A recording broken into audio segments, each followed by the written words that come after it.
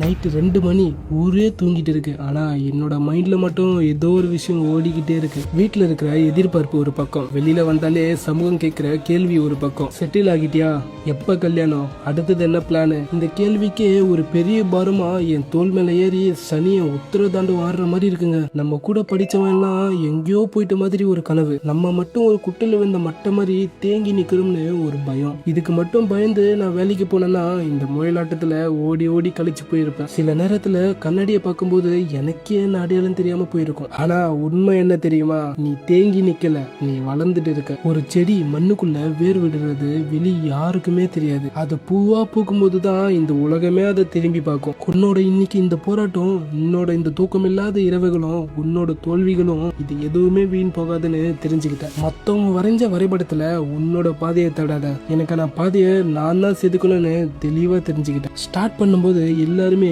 உன்னை பார்த்து லூசுன்னு தான் சொல்லுவாங்க. ஆனா ஜெயிச்சதுக்கு அப்புறம் அதே வயது தான் உன்னை லெஜண்ட்னு சொல்லும். கொஞ்சம் பொறுமையா இரு, இந்த பரமபிதா ஆட்டத்து மேல நம்பிக்கை வை. உன்னோட இந்த கதை இன்னும் முடியல, இப்பதான் ஆரம்பமே.